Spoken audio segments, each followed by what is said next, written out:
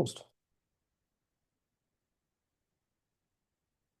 Hello, everybody, and welcome to our BWO-Expertise focus on Germany's 2025 offshore wind auctions. The deadline for submitting bids for this year's tender for the non-centrally pre-investigated site N9.4 in the German North Sea expired on the 1st of June, and we all know who is the winner. It's Total Energies, and we all know the results, but we only know the number of the bidders. We don't know who is the second bidder. Now we want to dive deep and explore what these results tell us about the market and the regulatory environment. And you all know our format, BWO-Expertise. Usually we have an expert, and this time we also have an expert. Thanks for having me. It's not really necessary to introduce you, Udo, but I will do it nevertheless. Udo Schneider. Udo Schneider is Managing Director at Green Giraffe Advisory. And since 2015, you advised on numerous commercial contracts for complex renewable energy and energy transition projects across various countries. And you also advise on tenders. You also advise on tenders and renewable energy offtake solutions. But before we go ahead, Udo, let's explain our viewers why we are having beer at 10 o'clock in the morning. It's an alcohol-free beer. It's alcohol-free, okay. It's alcohol-free, Yeah. and it's still closed, but we will have it later. You might explain it, and then you can go ahead. And I can explain. Okay. And thanks for having me, Stefan. When you asked me, basically before the auction, we put in a bet, and we've been discussing this auction, I think last year already, and what would be the strategies on the back of the last year's auction and how the shape of the market would continue to evolve. And I said, I have doubts whether there will be, with the current regulatory environment and sort of the principles of this auction, whether there will be a bid. And basically you accepted the bet that I put and said there will be negative bids. And I'm afraid you were right, barely. I mean, it was a small bid. We'll get into the details, but I think this is the explanation. So I said, if there is a negative bidder, I'm gonna bring you a case of beer. So he did, even two. And the team of BWO says, thank you. It's a pleasure. So go ahead. Thanks, Stefan. Yeah, let me take a look at the auction, but it's probably good to start with a very quick introduction of Green Giraffe as to who we are. Maybe some of you would have heard of us before, but if you haven't, I'm happy to share a few slides coming up now, I believe. Hopefully, I can't see them just yet. All right. So let me go to the first slide, maybe explaining a bit on who Green Giraffe is. So we are a financial advisor, an independent advisor, been around for 15 years, and we've been, raising financing for innovative energy transition projects for these years. It started in offshore wind, but as you can see in the slide, and many people would know me maybe for offshore wind in particular, but I'm heading the overall team, and we're basically looking at all technologies that are relevant for the energy transition and raise financial solutions for these projects and help bring the cost of green energy down. I think that's to describe our mission. We're a global platform. We've got more than 140 people spread across various offices globally, so can advise clients wherever they are in this space. Also true that we've been very active in the offshore wind. As mentioned, it's still the core of our business, and we have raised financings for projects, but as Stefan said, we've been central to some tenders, been involved in advising clients in different tenders. I think we've got 6, 7 live projects as we speak, where we support our clients globally, including some tender missions in different countries. So some insights into this sector, and I'm happy to share a few thoughts on why we think this bid came about. and maybe why it was made the way it was made. But maybe it's useful to deep dive a bit more into the history, because it's always important to explain where the sector has come from, to understand where we are today and where we may be heading looking forward. Essentially, what we've shown here is a graph that shows an LCOE trend line.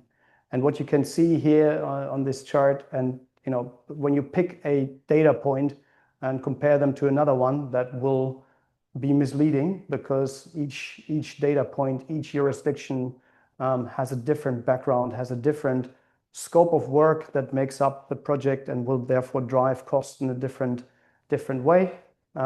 But it still gives you a certain trend line over the years where the sector has come from. So you see bidding results more or less depict for various countries globally. You see that over the period between, let's say, 2010 and somewhat 2017, LCOE have gone down. And a key ingredient in that reduction has been that the sector has been able to manage technical risk. And risk is the flip side of capital cost. I need to, you will hear me make the point about capital cost quite a bit, because I might be a bit biased as a financial advisor. It's core to my heart. But it's important to understand that risk and risk mitigation is key for reducing, let's say, overall cost and contingencies in projects, but also the cost of capital, because it's always a reflection of the inherent risk of a project. We then embarked on a journey on the zero bids in the Netherlands and in Germany. Back then, the Ørsted bid and the EnBW bid were obviously groundbreaking in that sense, because it basically means there's no support required anymore in any shape or form, apparently, and projects can be built merchant or with other offtake solutions. Great news. It basically also is a reflection that we probably hit 2021, the lowest LCOE in the sector, which obviously was good news, but it's also obvious to anybody in the sector that LCOE have gone up. Last but not least, also on the back of the Ukraine crisis, but we had a crunch on cost in general, increasing. We had increased capital cost. We also had, and we will talk about that in a minute, the supply chain being a bit stretched, or put differently, in a more supplier-friendly environment. It's become a supplier's market. All of that led to higher LCOE. What you also see here on the bottom right side of the chart is we try to somewhat show the negative bids that have emerged in Germany in particular,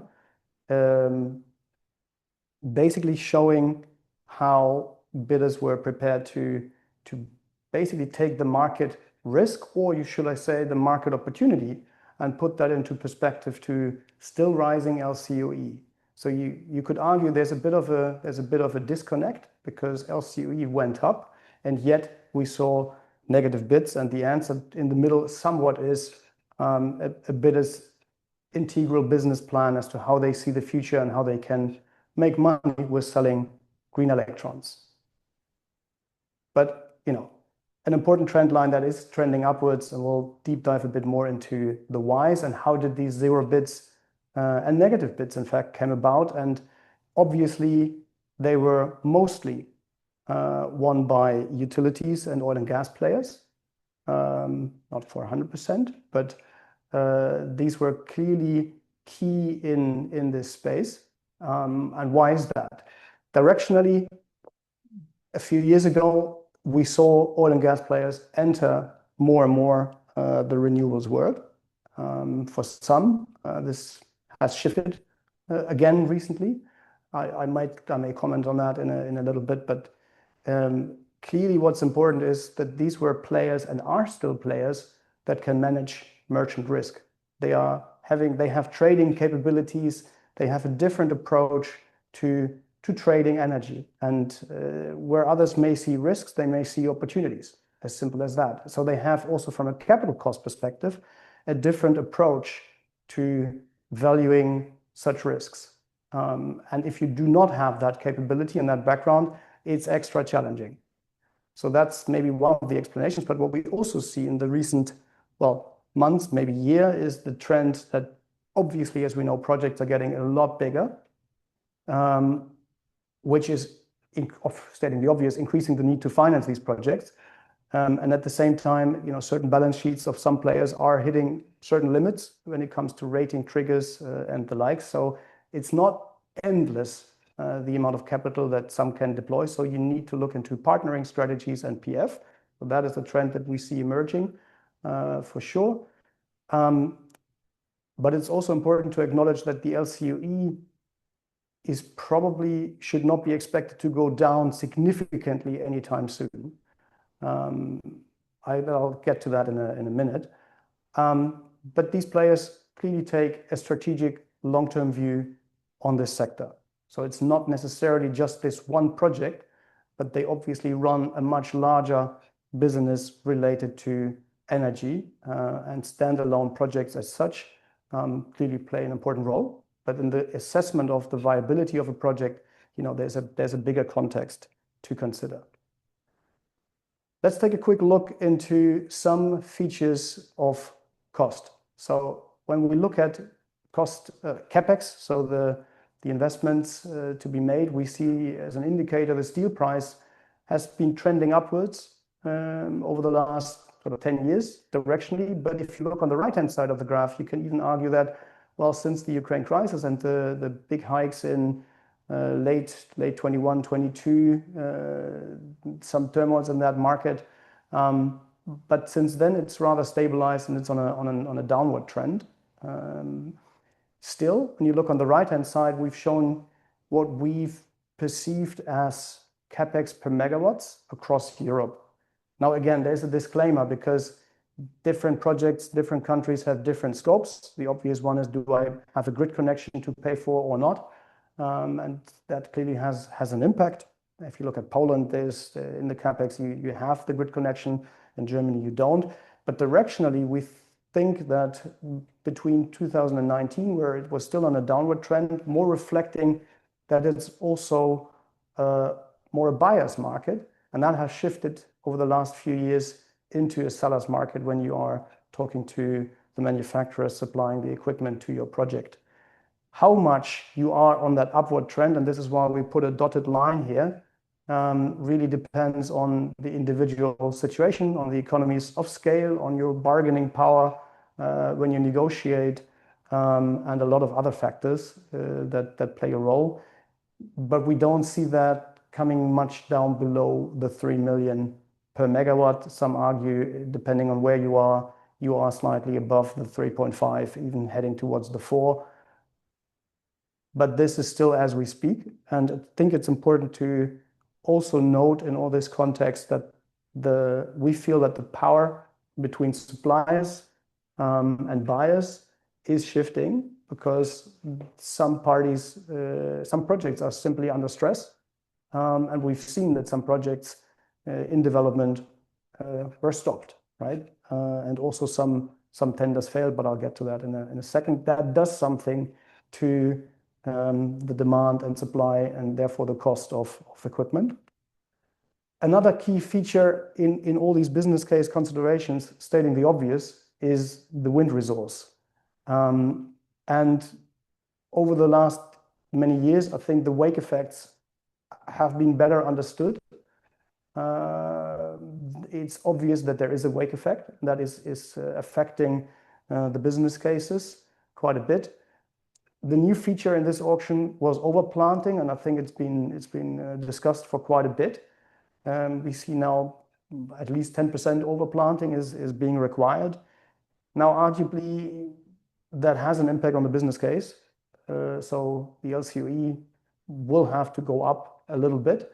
How much really depends on, it's not just per se, it's just 10% more, because at times when there's maximum wind, when you actually utilize the full capacity of your turbine, chances are rather high that all the neighboring turbines will also perform at peak, and therefore the capture rate, the actual revenue you can make with each electron is reduced. So the incremental effect of overplanting is probably less than the 10%. but it's still adding to the cost. Let's be clear about that as well. So overall, the business cases are slightly under stress. I think that's a fair conclusion. And last but not least, and I'll get back to the cost of capital, on the left-hand side, you essentially see how the base rates have evolved. So basically what we look at as swap rates, the long-term financing and refinancing opportunity, more or less on a risk-free rate, is shown here, and it's clearly gone up over the years. And frankly, that's probably one of the biggest factors in the LCOE increase. We'll see that in a sec. This is obviously not good news. And whilst the central banks have lowered the cost of capital a little bit over the last 6 months or so in various steps, you don't fully see that come across just yet when it comes to banking this and looking at the swap rates per se. Arguably, even the last few months have been a slightly upward trend again. It is rather stable so far overall. What is more important even is on the right-hand side. We're showing here very indicative. This is very individual, so it's, let's say, generalized in a sense. But we see here the required return rates that we've been observing in different jurisdictions, in different countries with different clients and different papers that have been published on this. What you do see here is a certain upward trend, and that's reflective of the base rates. You know, that's the line at the bottom, the risk-free rate. And obviously you add your risk margin, depending on your perceived project risk overall on top. But what is clear is that this spread on the right-hand side is widening. So why is that? That has got to do with the way market risk is perceived. So if I stop having a feed-in tariff or a CFD, so I've de-risked my long-term offtake, which is a key ingredient. We as a sector, I think, have come from financing new technology. Now, new technology is rather bread and butter these days. So it's the raising financing for an offshore wind farm per se, just on the technology. It's not that hard. I mean, I shouldn't undermine my old role, but it's clearly important. But the challenge today is to finance long-term offtake and merchant exposure and merchant risk. If you don't have a support regime anymore, you need to obviously look into de-risking your offtake long-term if you want to get the lowest cost of capital. And this is why the spread is so wide. So parties that have the ability to trade, to absorb risk, to sign PPAs, you know, those parties should naturally have a slightly lower return expectation because they can manage that risk. Finance players who are becoming more and more important. As I said, projects are getting bigger, more partners need to be brought into the financing of these projects, but you can only really unlock the lowest cost of capital with these players if you do not have merchant risk. Flip side, if you do, the cost of capital for these players naturally goes up. So that is something you need to factor into the LCOE increase that we've been seeing. So just to sum it up a bit, we've come from a world where, and don't get hung up on the exact numbers. Again, this is very sort of site specific, but indicatively, we had the lowest LCOE in 2021. You had certain increases in CapEx. That's what many people have focused on. It is a clear step up in the overall LCOE, but directionally, we think that the biggest impact has been on the increase in cost of capital to the resulting LCOE. Clearly, OPEX and inflation's played a role in business cases for the O&M, but it's in the grand scheme of things, you know, not the biggest factor. The biggest factor, as we see it, is the cost of capital, reflecting the risk and reflecting the increased market risk that projects are exposed, because with every new project, as we see, we all discuss capture rates and volatility in electricity markets and the long-term perspectives. That is clearly posing a challenge and is reflected in increased cost of capital. Now, how do you match all of that to your offtake? And this is a bit the holy grail, and I'm deliberately staying high level because there's so much more that needs to be analyzed and different views are being taken by different players. But just to show you where the stress comes from, high level. Because what we've shown on the left-hand side is how an established forecasting company has forecasted 2 years ago the long-term capture rates of offshore wind and compared that with a rather recent, very same curve. So the same question, but just 2 years later. And what you can see is that the capture rates have dropped, in fact, quite significantly.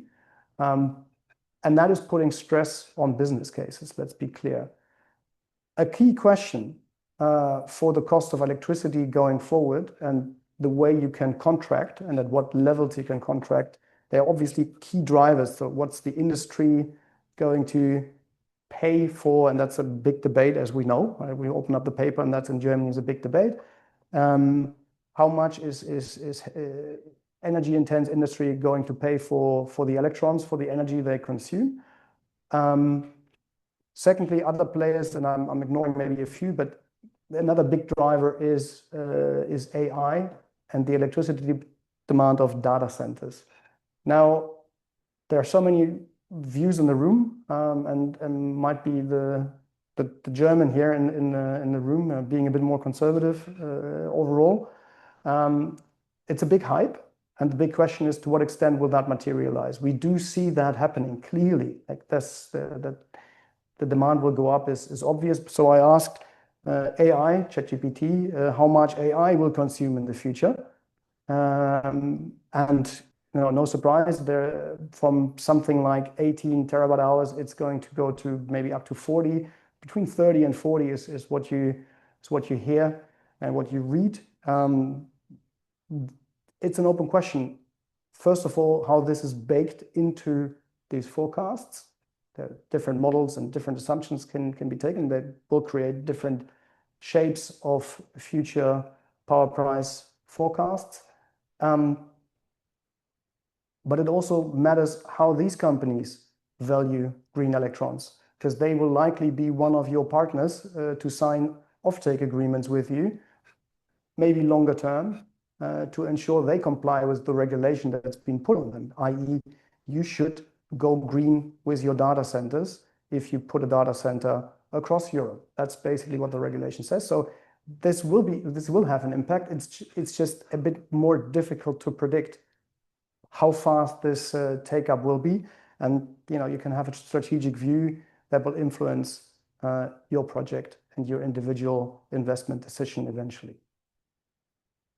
But all of that created, not just in Germany, but across Europe, quite some turmoils and quite some challenges on business cases, because the LCE doesn't necessarily match what some off-takers are prepared to pay. And the supply chain hiccups creates stress on the system overall. Can I supply outside of core markets and these sort of things? And as a consequence, we've seen numerous headlines, none of which were really, really good for the sector. But basically, it means there's stress on the system and tenders did fail.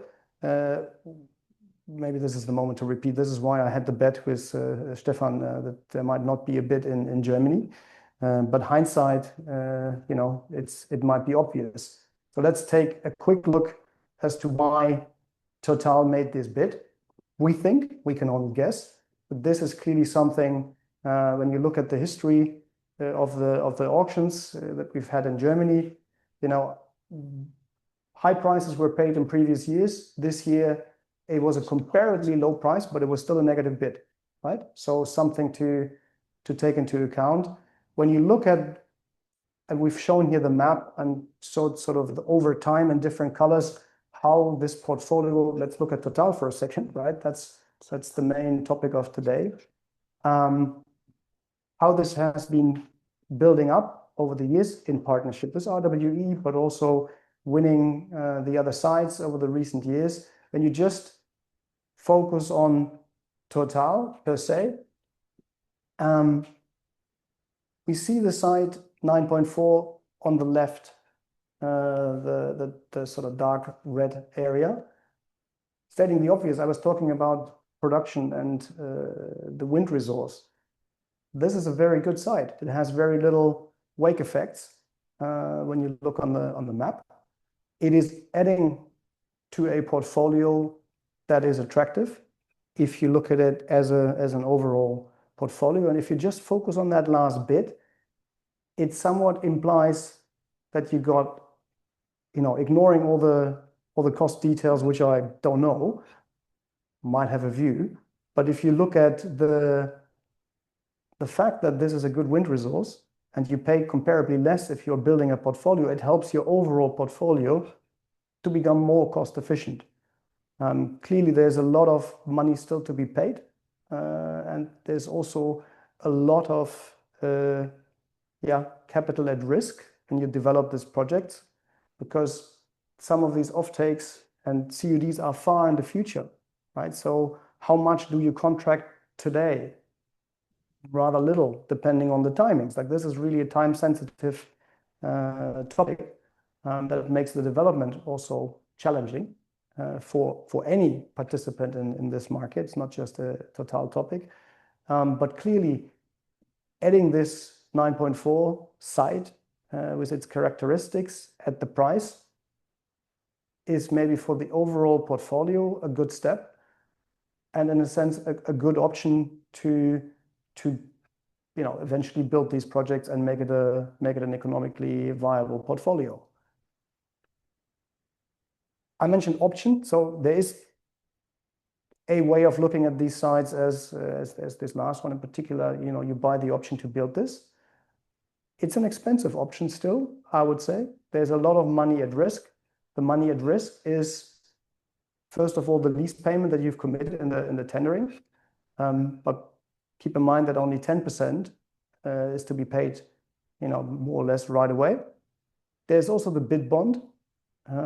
So in particular for most of the Total sites, ignoring the partnerships with RWE, you are at 100 euro per kilowatt, which adds to still a sizable cost you would have if you don't build them. So purely looking at it as an option, it's maybe one way of looking at it.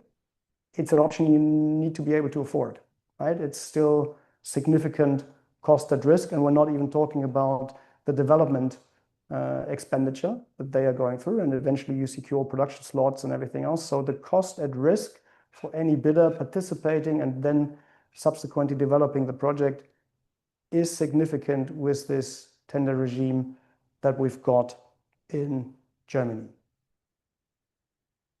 So Total is a clear winner of the 25 auction. I think it is, when you look at it the way I described it, you add a valuable project that is more valuable than maybe what you've bid in the past, given on your economic assumptions. It is still obvious that this is the player of the market in Germany. When you look at what's installed already and what they have in their pipeline, it's a significant piece. They also have projects in Denmark and in the Netherlands where they actively develop the projects. It does come at a cost. The question is it overall cost efficient? And I think I'm a big believer in the CFD regime, as many of you might know, for the reasons I explained, because it does provide for lower cost of capital and hence overall lower LCOE. I think it's a more cost efficient system. But other countries will and are adapting in this direction. But for Germany, I think it's quite clear. So this is a core market for Total, and just this last auction was basically reconfirming this. And I should have known that and not lost that bet. Thank you so much, Udo, for analyzing the factors which have driven the bids. And it's clear for me, I would not have won this bid against this expert if BNetzA would not have changed the requirements for the bidders in terms of overplanting. We all know that in its Q&A, BNetzA has changed a little bit, slightly, the rules for the overplanting, down from 20% to 10%. Yeah, I'm happy that I won this bet, but I know it's a little bit unfair. It's a bit unfair. Yeah, it's a little bit unfair, but it is what we will meet again and then we can next time make it better somehow. So let's briefly recap what we have just heard from you. And there were only 2 cent to 0 cent bids and 2 bidders and only 180 million euros bid for N9.4. Were you surprised by this result in the end? Yes, you must have been surprised somehow. Yeah, it's one of those, right? In hindsight, you could have known. But yes, I was surprised because in a sense, there is a big portfolio that Total has now been awarded even previously. It still needs to be delivered. I'm confident they will do that. Overall, costs have gone up, right? And including capital cost, and it's a big offtake that you need to secure in order to make this viable. And I think it's not without challenges in the current environment to find the offtakers to make this viable at a price that makes sense for your project. But that's the challenge, and I think they've simply accepted that. For our auditory today and our viewers, it's very important to know for you that we have also room for questions. If you want to ask something, then just write your questions into our chat, as we always do. And in a few minutes, we will come back to your questions, and Udo will do his best. I'm quite sure. I'll try my best, yeah. Of course. Okay, compared to previous auctions, the result seems like a shift. That's clear. Would you say this reflects growing uncertainty, or is it a return to more realistic bidding strategies? A bit of both, I would say. I think there are more realistic bidding strategies. We see that across Europe, we see that globally, right? It goes a bit from moving away from growth models for some to let's see that we are having a profitable business and rather stay away or rather not participate if the economics don't make sense. I think that is a trend where we're seeing across various markets, and in a way it's good, right? The issue is that you have certain trends in this market, and there are only a certain number of suppliers, and you need to continuously adapt with what the market will provide for, because the projects are big, in fact, get even bigger. And sort of someone not taking an investment decision for whatever reason creates issues for the supplier that block capacities, are developing new technologies and the likes. So there are certain inherent topics here, and the bidding strategies start to reflect a little bit. In a sense, it's good that people are getting a bit more prudent. So here's another one that does pay a price, a premium for building a project. I guess it was expected. As I said, I didn't expect a bid because of that. It's now not significantly negative. It somewhat followed the trend line if you looked at the graph at the beginning. Yeah. Do you expect cost levels of technology further rise in the coming years? We believe it's rather stable. The key question is, what will the supply chain do if certain projects are not getting built, right? Right now, if you obviously have key parties to talk to, big parties with big portfolios that still need to be contracted, you are moving more into framework agreements and the likes, and that can be good for both. So you get a discount in a way, you get slightly cheaper equipment, but you basically utilize factories for much longer, provide more certainty, more base load in that sense to the sector. But yeah, I think overall the key ingredient will be cost of capital, as I showed, and I'm not seeing that to materially change unless we move to a different system. Unless we move to a different system, so we will come back to this soon.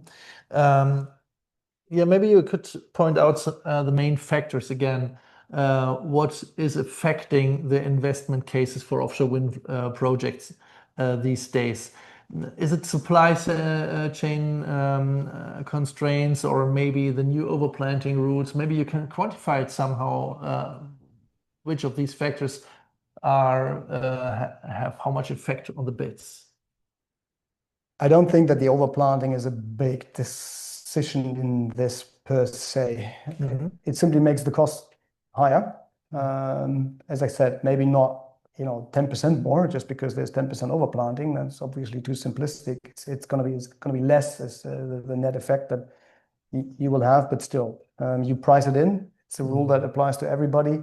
So in that sense, in any competitive tender, you will just adjust your bid if you're sort of driven by pure economics, and you should. So in that sense, that to me is not the big factor. Supply chain makes it difficult, right? Because you just need to look at what's the production capacity in a given year over the amount to be built globally. I think we clearly see a trend to that all the market participants are more focusing now on core sectors, on core markets, also for that reason. I don't think it's ultimately the big players will find its equipment. We have the debate on Chinese suppliers. How much can they fill a gap? I'm not sure I'm gonna. Well, happy to discuss that topic as well, but that's something that we believe eventually will emerge, and I think for certain components, it's the reality anyway already. So supply and demand on the supply side on equipment will somewhat balance itself at a given cost. Thank you, Udo. I can already see that there are lots of questions coming in, and I want to take one more questions from my sheets here, but then we will switch to our auditory questions. Is the current German auction design still bankable? And this is the key question. Or do we need structural changes to secure financing and investor confidence? I'd say the current system is bankable, but it's not the most efficient, for sure. So if I want to raise finance, and I showed that, right? It's a cost of capital play. The more return you offer, in theory, the more can you attract capital. So, but the question is, what is my offtake going to pay for my electrons, and can I make that match? You can raise financing, project financing, or raise investor interest with the current setup. The more you can de-risk the merchant exposure by signing such PPAs, the easier it will be, and the longer you do that, the easier it will be to attract lower cost of capital, which ideally is PF debt, or some structures that are somewhat hybrids. There are various means to do that. The sizes are big.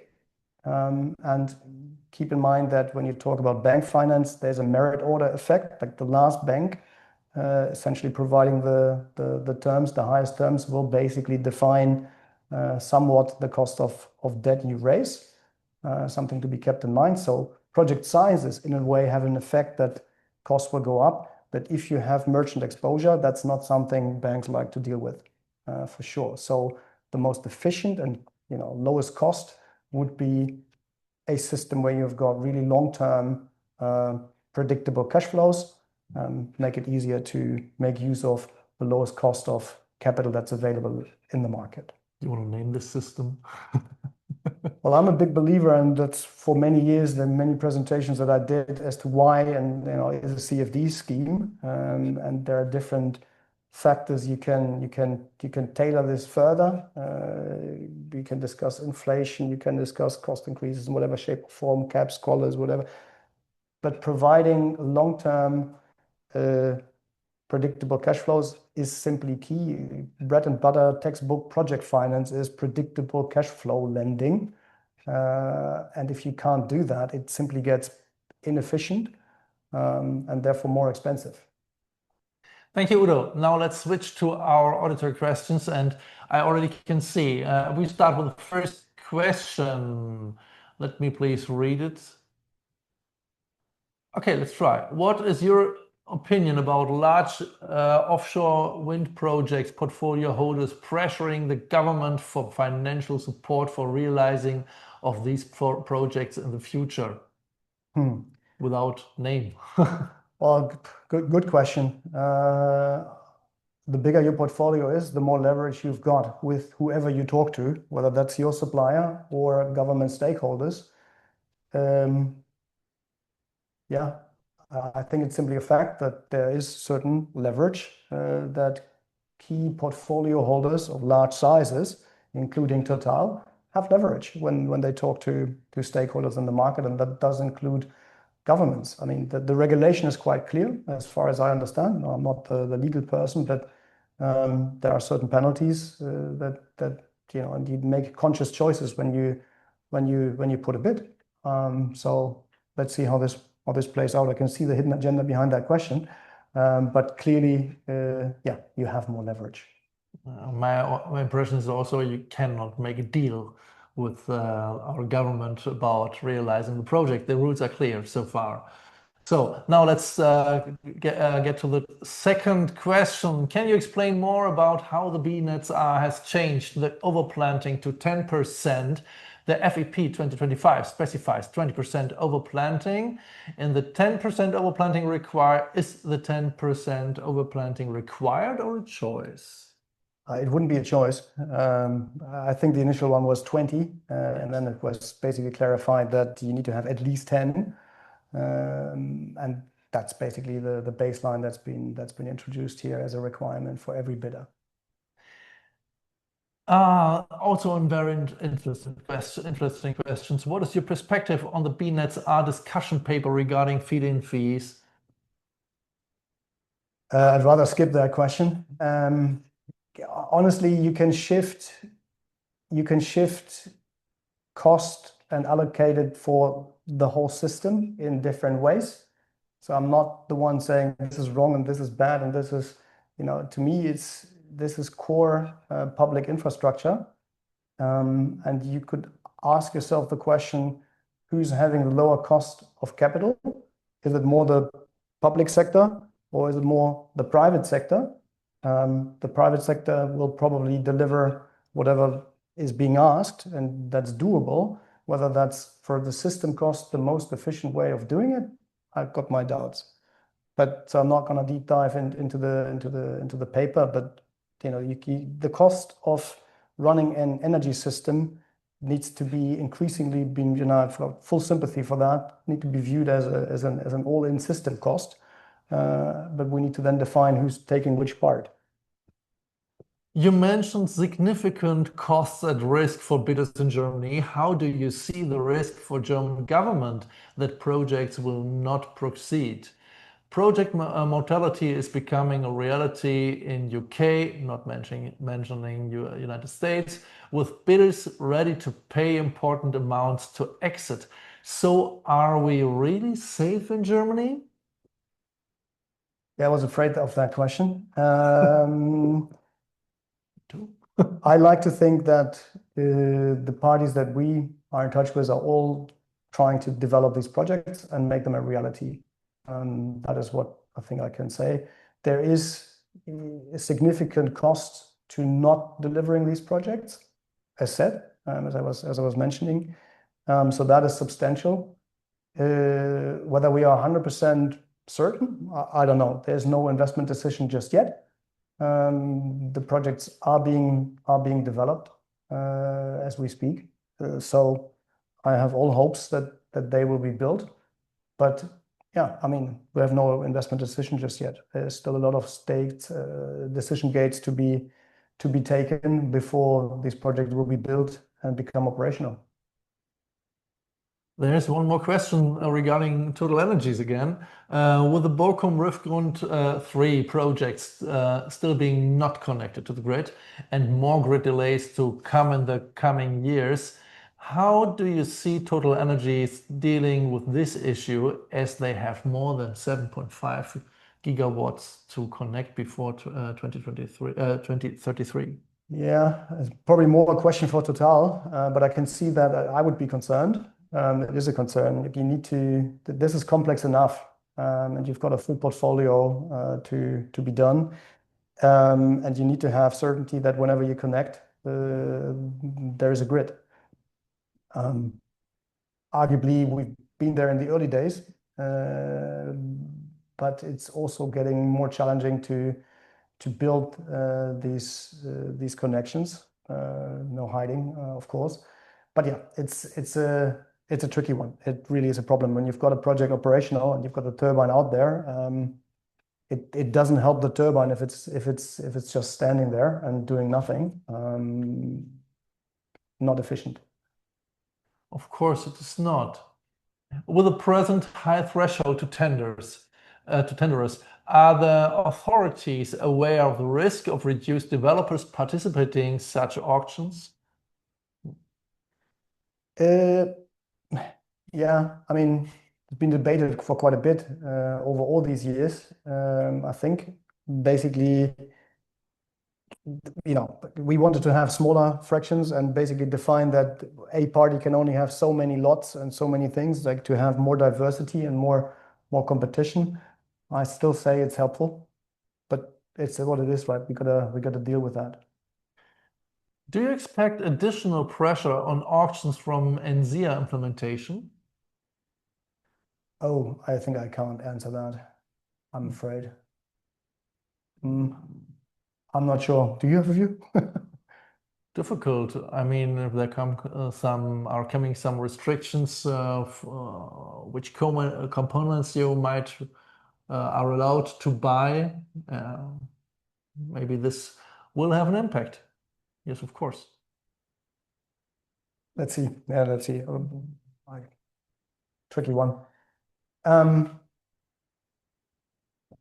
What are the risks that the projects awarded without CFD in Germany never get built, and what are the penalties to be paid if the developers give up on their projects? Well, I think, yeah, we showed the option pricing. Arguably today would probably be, if they do nothing in Germany, today would be 1.7, 1.8 billion that are at risk. But yeah, if they don't get built, the risk is, let's say the consequences would be rather big for the sector, for sure. So I think all hopes that they will all build their projects in time, budget, and we have a grid to connect to. Related to the leverage question, how to ensure that large players with large portfolio will actually put those projects in the water to avoid a scenario like Hornsea 4 in the United Kingdom? Yeah, good question. I think we will just need to sit and wait to some extent and make sure these projects are being developed, right? I don't see how you could have any leverage on them beyond the penalties. I mean, that's the core leverage that you've got. Let's see. I've got all hopes that they will be done. The next question is a yes or no question. Do you want to speculate on the second bidder? No. Okay, that was clear. I might have a view, but again. How do you foresee competition for the pre-developed sites auction due on August the 1st? More interesting. I mean, slightly different tender rules, some different criteria. This is more open, I think. Yeah, so bit more competition, but I'm definitely not going to make another bet. No? No. I was looking so much. We will talk about this later. Okay. Further to your explanation on the market price volatility, what would make the difference between having to have a PPAs and the potential governmental PPAs or CFDs? And would such difference have an influence on reaching FID from an investor's perspective? Yeah, good question. So first of all, yes, I can clearly de-risk my merchant exposure by signing PPAs. And when you get to this size, is stating the obvious, it's not going to be one PPA.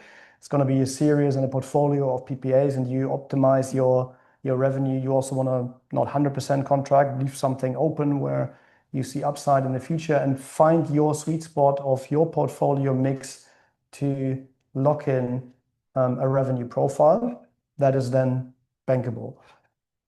Now the question is, what is the sweet spot for PPAs in terms of tenor? Some say it's sort of 5 years. It's a very liquid market. Some can sign 10-year tenors. Some go beyond, right? That's also feasible, and each comes at a different price, and they can be very individually tailored to the needs of both parties contracting, essentially. Long story to say, there will always be a benefit of having something, an instrument that is the lowest risk, because each PPA has counterparty risk. And I would also add that the amount of investment grade rated off-takers that are fully, without concern bankable, is limited. That's a reality. Not every energy intense company has an investment grade rating for obvious reasons.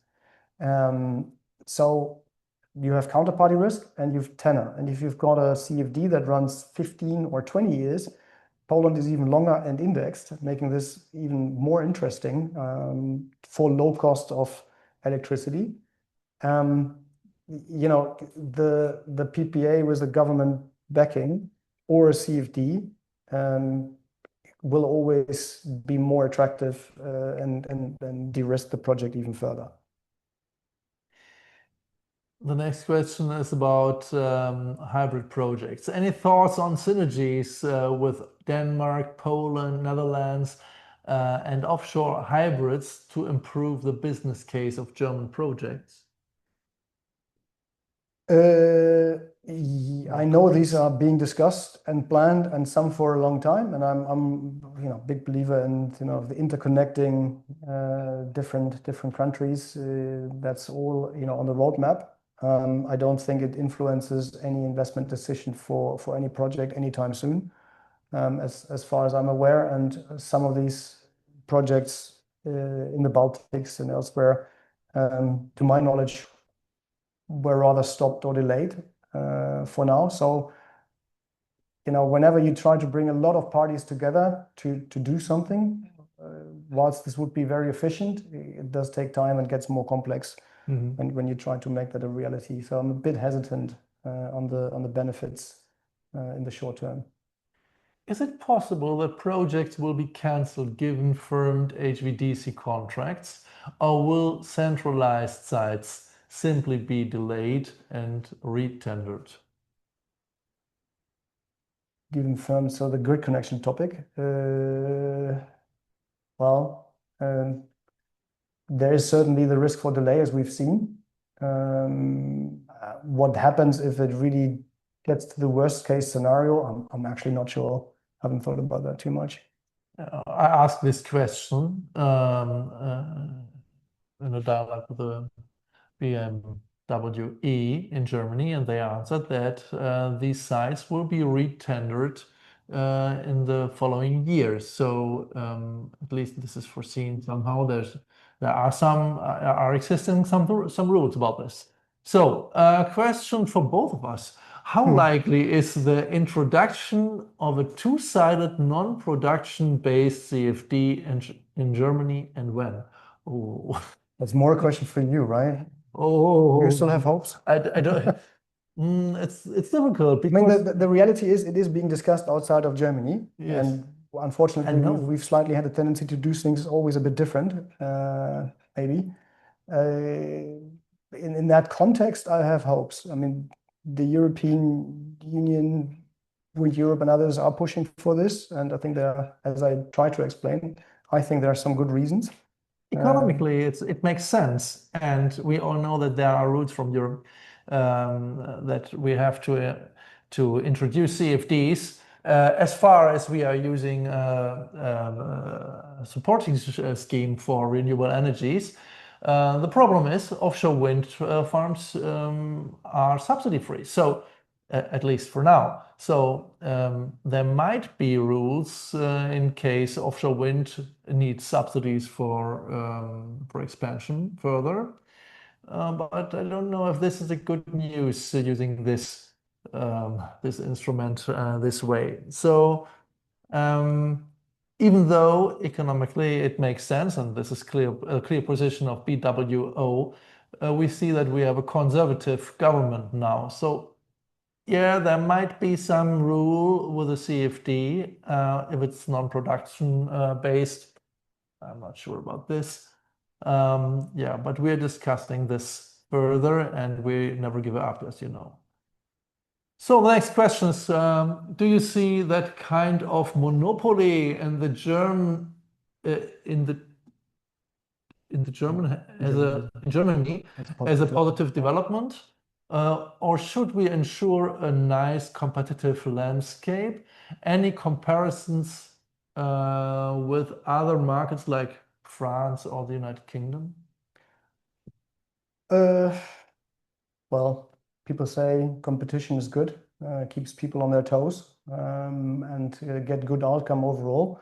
I can also see how a framework agreement with some of the big players, and this is not just Total, so others have also big projects, obviously. But yeah, I mean, I think the industry has been, at least some have been lobbying for regulation that ensures there are more participants in this sector. I do think that's a good idea. But also, you get that result with the auction design, with the tender rulings. So we'll deal with it, right? And yes, you have a tendency for state-owned companies dominating in Poland, but you also have EDF being active in France and others. So in a sense, it is what it is, that maybe some players have an advantage in certain markets and can basically provide for a good bid or a good result overall, but they all need to deliver the projects in the end. Udo, we have 3 minutes left, so I will ask you one last question now. And yeah, my team picked out this one. How can we assess market saturation for offshore auctions? Is the current plan in Germany for auction volume per year realistic? I hope it is. Difficult question for last. I think we've had this German Fadenriss once, and it's always good to have an ambitious target. It still needs to be in an achievable level. As long as I've got certainty that these projects will be built as much as I can, we just discussed, let's say, the uncertainty around this a bit. Clearly, it would be good to keep these expansion volumes, as far as I'm concerned. There is the question, and that's a good one, on cannibalization, wake effects, and what is the maximum per year going forward? What's the end total result? I'm not going to discuss that here. I think I can see how we should all make sure that we utilize the equipment we put out to the maximum extent for it to make economic sense. But yeah, no, I do hope for the sector that we will have sizable auctions and volumes in the years to come, and that they will all be built. Thank you, Udo. Thank you to our viewers today, to our participants on this expertise. And I would like to mention one more expertise. Please put it right into your schedule. There will be another expertise of the August auctions with Matthias Jansen from Frontier Economics in the second half of August. This should be noted by you. And one more important advice, the BWO Herbstfest takes place on the 15th of October this year in Berlin. So please note this date, make a save the date today. Don't miss this event. Thank you also from my side, and have a nice day. Thank you. Bye. Bye-bye.